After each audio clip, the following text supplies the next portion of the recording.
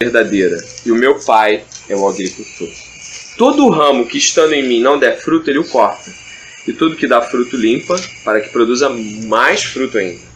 Vós já estáis limpos pela palavra que vos tenho falado. Olha que bonito isso aqui. Permanecer em mim. Completa aí. Como não pode o ramo produzir fruto de si mesmo, se não permanecer na videira, assim nem vós podeis dar, se não permaneceres em mim. Eu sou a videira, vós os ramos. Quem permanece em mim e eu nele, esse dá muito fruto. Porque sem mim nada podeis fazer. Se alguém não permanece em mim, será lançado fora, à semelhança do ramo, e secará. E o apanham, lançam no fogo e o queimam. Se permaneceres em mim, e as minhas palavras permanecerem em vós, pedireis o que quiserdes e vos será feito. Nisto é glorificado meu Pai, em que deis muito fruto, e assim vos tornareis meus discípulos. Como o Pai me amou, também eu vos amei, permanecei no meu amor. Agora, ele vai dizer o que é permanecer no amor dele. Declaradamente, qual é a ação que denota, que traduz a permanência no amor dele. Verso 10. Se guardardes os meus mandamentos, permanecereis no meu amor, assim como também eu tenho guardado os mandamentos de meu Pai, e no seu amor permaneço. Quem guarda os mandamentos de Jesus demonstra estar em Jesus.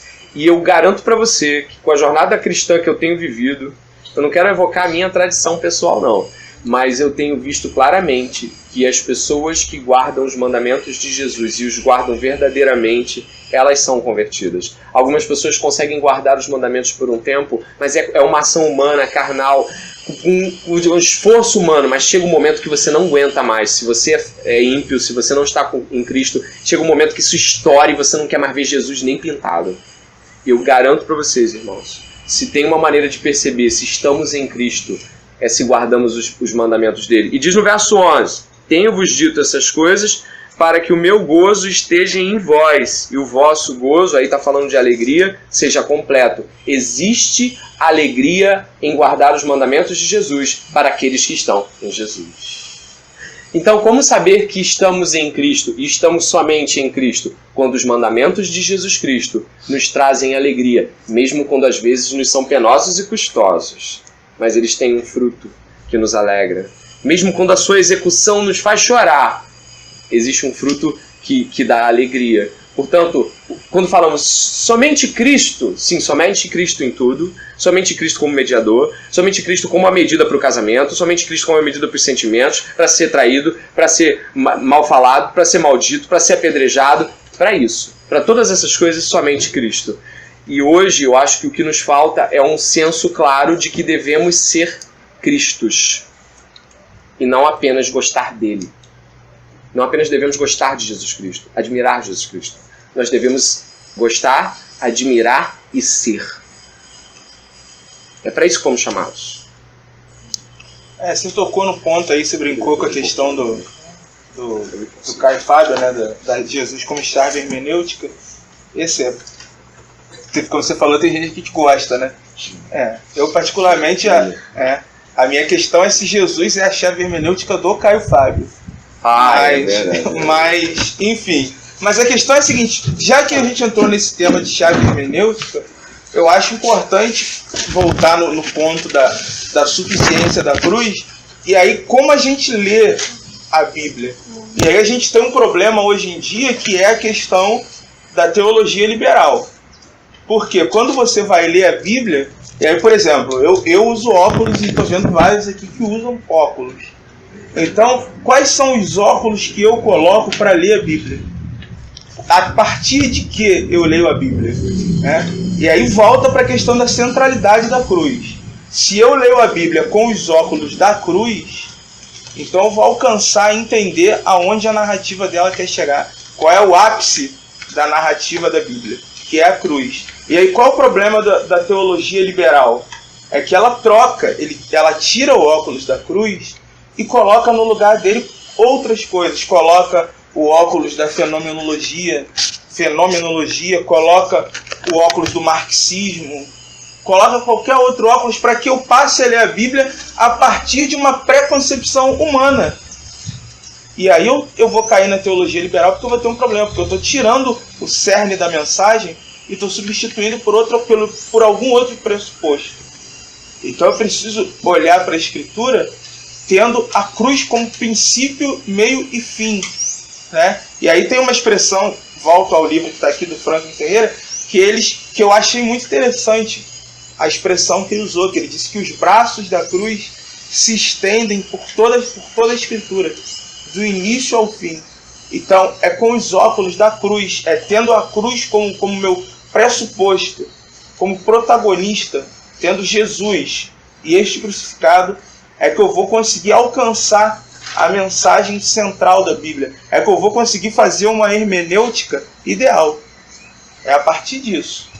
Eu entendo dessa maneira. Amém. Eu também entendo. E o Alcino está puxando para a cruz porque a centralidade na cruz nas Escrituras, ela perpassa do Velho até a pontinha, até o Apocalipse. E talvez entre nós exista um certo otimismo exagerado quanto ao cristianismo no que diz respeito a um tipo de redenção da nossa espécie que não vai acontecer. Como assim? Eu acredito que um cristão possa influenciar a cultura. Sim. Acredito sensivelmente. Mas eu não acredito que a cultura vai ser redimida. Senão, Pedro não falaria que essa terra está entesourada por fogo. O Apocalipse não acabaria daquele jeito que está. O que significa isso? Que eu não sou pessimista ao ponto de achar que as coisas não podem melhorar em alguns pontos, que a influência de cristãos não pode de fato devolver aspectos, digamos assim, corretos e dignos ao ser humano. Eu considero que o cristianismo ele tem esse potencial redentor, mas eu não acredito que ele vai deixar de ser cruz. Porque o que acontece, que talvez eu pensar muito em termos de redenção, eu vou explicar. A palavra redenção, usada no Velho Testamento, no Novo Testamento, vou devagar, redenção, significa um tipo de resgate, um tipo de preço pago. Por exemplo, eu vou lá e vou redimir você, significa que eu vou resgatar você de uma condição pagando por isso. A raça humana foi redimida. A promessa da cruz é uma promessa de redenção espiritual, uma promessa de redenção futura, uma promessa escatológica, como a gente diz, é para frente, mas é uma promessa também para hoje. Só que, sabe, irmãos, não significa que as coisas vão fazer com que o mundo vire uma espécie de clipe hippie da década de 70, 60. O mundo não vai ficar bonzinho. Vai ser Nárnia, né? Não vai ser... Não, e Nárnia tem seus problemas. Nárnia só fica perfeita depois do Apocalipse. Só no finalzinho, verdade, né, da última verdade. batalha. Mas eu queria pensar com os irmãos que o seguinte... aqui tem gente que está estudando para jornalismo, para história, para geografia, para direito. Tem várias... Tem. Não está aqui hoje sentado aqui só, tá? Tu fechou direito agora, né? Sim. Ele terminou a faculdade de direito, você está fazendo história, não é? Então, assim... Tem muitas correntes aqui de gente que, poxa, eu acredito que deve estar pensando assim, cara, eu vou fazer o melhor na minha faculdade. Mas eu queria deixar algo que eu acho que tem tudo a ver com a fala do Alcino. O melhor que você pode fazer na sua faculdade é ser uma cruz ambulante. É permitir ser crucificado na faculdade. É permitir que você se permita ser o Cristo na faculdade. E o Cristo é crucificado. Porque a gente pode imaginar que na faculdade, no trabalho onde a gente quer, a gente vai conseguir converter todo mundo. E aquilo vai se tornar uma espécie assim de super templo. Onde todo mundo está se cumprimentando. Paz do Senhor, a paz do Senhor. Irmãos, vamos pensar legal. Não é esse o caminho da cruz. O caminho da cruz é um caminho de sofrimento. É um caminho no qual eu morro para que outros à frente possam ter a sua terra prometida, em certo termo. O que significa? Ah, André, você está me desanimando. Não, eu estou te animando a subir o Gólgota. A minha animação com você é subir o Gólgota. É ser, de fato, alguém que entende que a melhor coisa que pode acontecer na sua faculdade é que eles possam te ver como o Cristo. Tanto o Cristo crucificado, como aquele Cristo que depois de ressurrecto pode falar abertamente aos homens dizendo: Jesus venceu a morte. Eu acredito muito em redenção cultural, no aspecto de que um cristão pode influenciar a cultura. Eu acredito muito em aspecto... Eu gosto de neocalvinismo holandês porque eu acho fantástico a ideia de redenção. A ideia de Kuyper, não sei se você gosta, de Doiver, de Schaeffer, eu gosto. Mas uma coisa que eu andei percebendo, e eu acho que esses caras mesmo falam, e eu estava vendo isso na fala do Mark Dever também, é de que a melhor coisa que nós podemos dar para essa sociedade é a cruz. é sermos crucificados para ela. Paulo diz o quê? Em Gálatas. Quem fala? Eu gosto muito desse versículo, eu sei de cabeça, mas eu queria que eu soubesse. Estou crucificado para o mundo e o mundo para mim. Acabou. Onde por aí eu vou, eu sou uma cruz ambulante. Né? Eu acho que Jesus Cristo nos traz isso hoje. O Alcino ele já pela terceira intervenção dele fala de cruz. Deus quer nos falar algo a respeito disso. Né? E você perguntou se eu gosto do neocalvinismo holandês. Eu gosto. Tem algumas restrições, mas eu gosto. Eu gosto sim. E essa questão que você levantou da faculdade, etc. Isso é muito... A gente precisa também refletir um pouco. Então, às vezes a gente pensa, eu vou apresentar Jesus para aqueles que estão à minha volta. Ok, mas qual é o Jesus que a gente está apresentando? Porque é muito fácil a gente apresentar o Jesus que transforma a água em vinho, o Jesus que multiplica pão, que multiplica peixe, que cura os cegos, que põe os paralíticos para andar. Esse Jesus, ele é muito importante, mas a gente precisa apresentar também o Jesus crucificado, o Jesus ressurreto, mas que foi crucificado. Tá? Apresentar a cruz, apresentar e mostrar que Jesus ele pode curar a sua cegueira, ele pode curar a sua enfermidade, ele pode restaurar a sua família, ele pode restaurar o seu casamento, ele pode redimir a sua casa, ele pode fazer diversas coisas, mas a coisa mais importante ele já fez, que é dar a vida dele por você. Então é esse Jesus que a gente precisa apresentar. A gente não precisa apresentar um Jesus que promete coisas para o futuro apenas, mas a gente precisa apresentar um Jesus que já cumpriu um propósito no passado e que essa pessoa só precisa dizer sim. Eu quero. Por quê? Porque a obra está completa. A obra que ele fez, expiatória, e que é dela que a declaração de Cambridge que a gente leu no início fala, ela está feita, está posta. Então, esse Jesus precisa ser apresentado também. E aí, se você liga a televisão, eles não falam desse Jesus lá. Você não vai ouvir. Você vai ouvir do Jesus que quer te dar uma conta bancária gorda, de Jesus que você não tem nada e amanhã você vai ter uma frota com 10 caminhões. Esse é o Jesus que está sendo apresentado.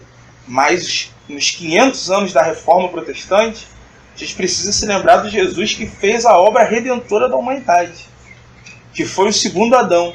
E da mesma forma como o pecado veio por um só homem veio então a justificação, a redenção para todos nós. E também tem um terceiro Jesus que menos ainda fala, que é o Jesus da punição, aquele que dá aos que fizeram coisas erradas o que eles merecem. Sim, sim. Então você precisa estar atento. Sede do Ian. Você está com sede de sangue, né? Mas ele, Jesus, julgado, rápido os livros, e agora. Ele só quer Velho Testamento. Não, calma, Ian. Calma, cara. É o nosso querido Ian Bolsonaro.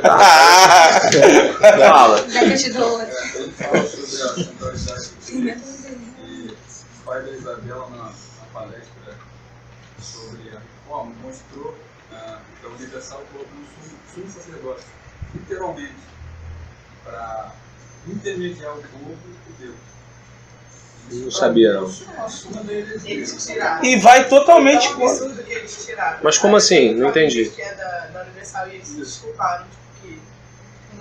Agora Até eles têm os limites deles, né? Tipo, agora a gente foi longe. Mas eles tinham colocado o sumo sacerdote para ser aquela pessoa a qual recebia, sei lá, pedido de oração, a água, essas coisas, e essa pessoa era... tipo confessionário, né? Mas eles... Acho que eles estão passando frente. Caramba. E já a gente está discutindo reforma, né? Então vai contra a questão do sacerdócio universal de todos os crentes e Jesus como sendo o nosso então sumo sacerdote único. A gente pode abrir nesse texto, vai em Hebreus aí, gente, 7:20. Esse texto onde fala que Jesus é o nosso sumo sacerdote. Hebreus 7:20.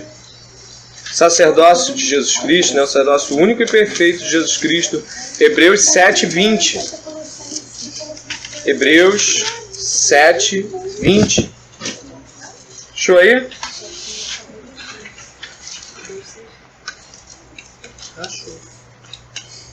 E visto que não é sem prestar juramento, porque aqueles sem juramento são feitos sacerdotes, mas com esse juramento por aquele que lhe disse, O Senhor jurou e não se arrepende, tu és sacerdote para sempre. Por isso mesmo Jesus se tem tornado fiador de superior aliança. Ora, aqueles são feitos sacerdotes em maior número, porque são impedidos pela morte de continuar. Este, no entanto, porque continua para sempre, tem o seu sacerdócio imutável. Por isso, também pode salvar totalmente os que por ele se chegam a Deus, vivendo sempre para interceder por eles. Olha que lindo isso, né? Jesus Cristo é o sacerdote eterno, ele não morre, ele não vai mais precisar ser substituído, ele é o único sacerdote que a raça humana sempre vai ter. E para concluir, gente, a gente está terminando agora, eu queria que vocês pudessem pegar aí a folhinha de vocês, aqueles que, é claro, receberam, não sei se todos. Vai ver lá no final que tem Cristo intercedendo por nós, suficiência de Cristo para a salvação, a gente leu o texto base. Romanos, um texto em 1 Timóteo, em Hebreus, Mateus, falando de Cristo como um mestre, Gálatas levando as cargas, em João a videira e os ramos, Colossenses nós lemos também a preeminência de Cristo, ele antes de todas as coisas. E hoje aqui, para concluir, pelo menos a minha parte, assim ficar à vontade, eu gostaria de pensar com os irmãos de que sermos cristocêntricos é sermos aqueles que não somente admiram a obra de Jesus Cristo, mas que confiam totalmente a Ele os méritos pela nossa salvação. Jesus Cristo venceu na cruz e diante do Pai tem justiça tal que pode ser imputada. O que é imputação? Colocação, uma colocação sem mérito em cada um de nós. Qualquer um que hoje, com o coração vergado, dobrado, falando: Senhor, tem misericórdia de mim que eu sou pecador. Você pode ter cometido tudo aquilo que os homens mais abominam, mas se diante de Deus hoje você se dobrar e dizer: me perdoa, o Senhor é o meu Salvador, tem misericórdia de mim, me recebe no teu reino, sabe o que vai acontecer? Contrariando tudo que o mundo diz, você vai ser salvo. Talvez você ainda tenha que pagar o seu preço diante da comunidade, talvez você tenha que ser preso pelo que fez, mas diante de Deus você está salvo. Está pago. Isso é fantástico. E somente Cristo pode fazer isso. Nós falamos aqui sobre Cristo ser o único com o qual nós podemos orar e Ele levar nossas orações para Deus. Nós falamos aqui sobre o aspecto de que devemos ser o Cristo. Cara, não é só você falar de Jesus. E isso é importante. A fé vem pelo ouvir a pregação, a palavra de Deus. Mas nós devemos ser o Cristo. André, eu não estou entendendo. Quando eu chegar para você, como sua liderança, ou então qualquer um aqui, com os seus líderes locais das suas igrejas, e o seu líder falar assim: o que Jesus fez, meu querido? Ah, fez isso. Então faço o mesmo. Quando você ouvir que Jesus fez algo que dentro da sua situação é cobrado, faço o mesmo. Então você e eu vamos mostrar que estamos nele. Que de fato Cristo é suficiente nas nossas vidas. Eu estava conversando hoje com a Pamela, a gente estava falando sobre uma outra situação, né, assim, e a quantidade de igrejas não bíblicas é expressiva. A quantidade de igrejas sem Jesus Cristo hoje é enorme. Que isso, André? Igreja sem Jesus Cristo não existe.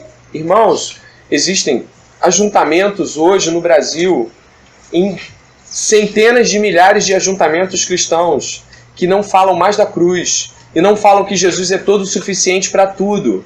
Uma menina, semana retrasada, chegou para mim e falou assim: Cristo é suficiente para aplacar meus desejos sexuais pervertidos? Eu disse sim. Olha que pergunta direta, né? Pergunta franca, né? Mas o que ela quis dizer é: o que eu faço com o que eu quero fazer? O que eu faço com isso? Eu falei: coloque aos pés de Cristo. Ele é suficiente para resolver a sua vida também por aí. Aí ela parou assim: você está me dizendo que Cristo vai suprir os desejos e meus prazeres sexuais? Eu vou dizer o seguinte, falei para ela: Cristo não somente é capaz de te redimir em termos de por que você acha isso correto, mas Cristo é capaz de se tornar todo o suficiente, de tal forma que mesmo quando você tiver vontade dessas coisas, Ele pode ser capaz de sustentá-la mesmo em meio às suas tentações. Ele é capaz. E ela ficou me olhando assim, com a cara de que, cara, eu nunca ouvi isso, mas sim, o Senhor é capaz. Por isso nossa vida não é sobre casamentos, trabalhos. E uma coisa que eu não posso deixar de esquecer: você quer medir sucesso? Você quer se comparar com alguém? Se compara com Jesus, no sentido bom. Sabe por quê? Jesus não foi um profundo estudioso da sua época, embora fosse dono de toda a ciência. Jesus não foi um profundo um profundo doutor da sua época. Jesus também não tinha carruagens ou casas. Ele também não terminou deixando legados materiais para pessoas que o amavam, como sua mãe, por exemplo. Jesus tem o seu sucesso cumprindo a vontade de Deus. Você quer ver se você tem sucesso? Você quer ver se tem sucesso? Não é se passou no Enem. Concordo. Não é se você casou ou se casou do jeito que queria.